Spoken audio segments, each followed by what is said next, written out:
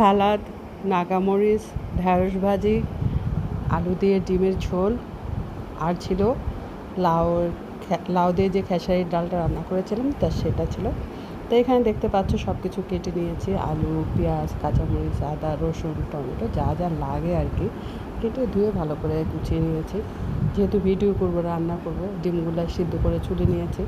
এখন কড়ার মধ্যে ডিমগুলো ভেজে নিলাম। তো একটু তেলটা একটু কম গরম হয়েছে, ওই জন্য লেগে গেছিলো। তো যাই হোক, ডিমগুলো তুলে নিলাম। এখন পেঁয়াজ, কাঁচামরিচ দিয়ে লাল করে ভেজে নেব। ওদিকে আমি আদা, রসুন, টমেটো দিয়ে মিক্সিতে ব্লেন্ড করে নিলাম। এখন যখন তেলটা আমার পেঁয়াজটা লাল হয়ে যাবে, একটু সোনালি রঙের হয়ে যাবে, তখন আমি মশলাটা দিয়ে এই জিরার গরম মশলাগুলো আস্তা দিলাম।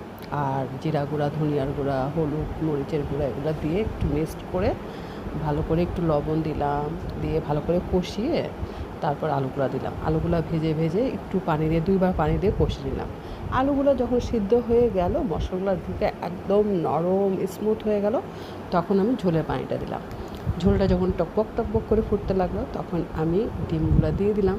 একটু ঝোল ঝোল হবে, গরমের রাত তো, বেশ হালকা মশলা দিয়ে ডিমের তরকারি কিন্তু ভালোই লাগবে খেতে। তা মাঝে মাঝে রাত্রেবেলায় ডিমের তরকারি খাই, বাচ্চারা ডিম পছন্দ করে। আর দেখছি এখানে দেখা যাচ্ছে আলুটা খুব বেশি, অনেকেই বলবে আলুটা খুবই বেশি, মনে মনে ভাববে কমেন্ট না করলেও। আসলে আলু আর এই ঝোলটা থাকলে সকালবেলায় আমরা একটু রুটি দিয়ে, পরোটা দিয়ে খাই, আমাদের বেশ ভালো লাগে। আর আলুটা না আমরা ভীষণ পছন্দ করি, সব কিছুতেই আমরা আলু খাওয়ার চেষ্টা করি। শুভ রাত্রি সবাই, আর সবাইকে, সবাই ভালো থাকবে, সুস্থ থাকবে। আল্লাহ হাফিজ।